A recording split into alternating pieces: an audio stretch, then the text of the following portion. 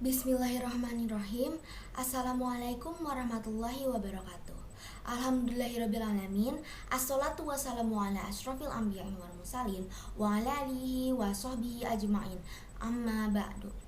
Marilah kita panjatkan puji syukur kehadirat Allah Subhanahu wa taala atas segala nikmat yang telah diberikan kepada kita, terutama nikmat iman dan Islam. Tak lupa sholawat serta salam kita panjatkan kepada Nabi besar kita, Nabi Muhammad SAW, juga keluarganya, sahabatnya, dan kita selaku umatnya hingga akhir zaman. Yang terhormat, Ibu Septi selaku guru bahasa Indonesia, dan teman-teman saya yang saya cintai karena Allah.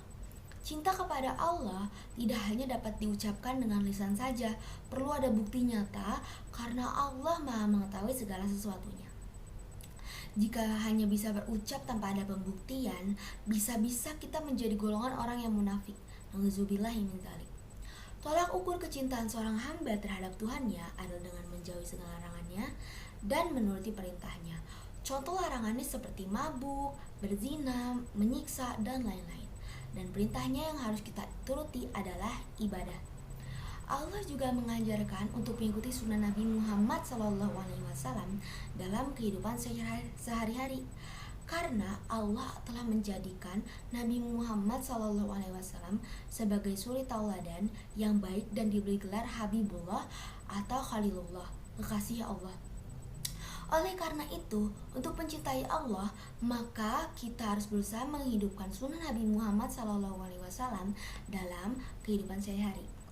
Cinta kepada Allah merupakan inti daripada keimanan, yaitu mengutamakan Allah di atas siapapun dan apapun juga. Cinta kepada Allah adalah sikap tunduk, patuh, dan berbuat sedaya upaya dengan maksud hanya mengharapkan keriduannya. Maka dari itu, semua amal kebaikan dalam Islam tidak akan bernilai kalau diamalkan tanpa landasan cinta kepada Allah Subhanahu wa taala. Artinya, seorang hamba itu ketika beribadah kepada Allah, dia mengamalkannya karena dia ingin meraih kedekatan dengan Allah. Dia mengamalkannya karena menginginkan balasan kemuliaan di sisinya. Makanya, di dalam Al-Quran ketika Allah menyebutkan amalan-amalan besar, Allah Subhanahu wa taala berikan motivasi dengan pertemuan dengan Allah atau bertemu Allah. Bagaimanakah cinta kepada Allah dalam hati ini menjadi tumbuh? Caranya ialah kita harus memperbanyak berzikir. Zikir yang dimaksudkan adalah banyak-banyak mengingat Allah. Kemudian kita pun harus berpikir, memahami isi-isi Al-Quran, melatih diri untuk melaksanakan ketentuan syariat. Semua itu harus berangkat dari niat ikhlas dan suci. Jika kita sudah bisa konsisten dalam melakukan ibadah, maka Allah akan mencintai hambanya daripada cinta hamba terhadap Tuhannya. Seperti pada surat Al-Baqarah ayat 277 yang berbunyi, Innallazina amanu wa amilus solihati wa aqamus sholawata wa atuz zakata lahum ajruhum anda rabbahim wa la khaufun alaihim wa lahum yahzanun. Artinya, sesungguhnya orang-orang yang beriman mengerjakan amal soleh, mendirikan sholat, menunaikan zakat, mereka mendapat pahala di sisi Tuhannya. Tidak ada kekhawatiran terhadap mereka dan tidak pula mereka bersedih hati.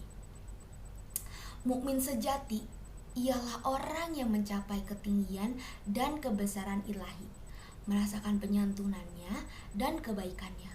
Dia tahu penuh kesadaran bahwa Tuhan menganugerahkan nikmat yang tidak bernilai banyaknya kepadanya.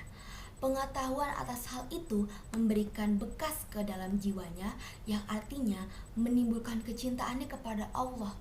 Hatinya senantiasa rindu kepada Tuhan, segenap perbuatannya dihadapkannya suatu kenikmatan hidup.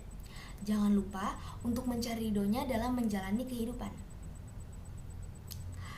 Jika sebagai manusia harus cinta kepada Allah dengan cara memperbanyak ibadah dan berlomba-lomba untuk mendapat pahala, karena cinta kepada Allah itu banyak sekali dampak kebaikannya. Contohnya seperti adil, ikhlas, berjuang dalam kebenaran, kebaikan terhadap sesama, dan mendorong seorang untuk bertaubat. Allah juga akan mencintai hambanya daripada cinta hamba kepadanya.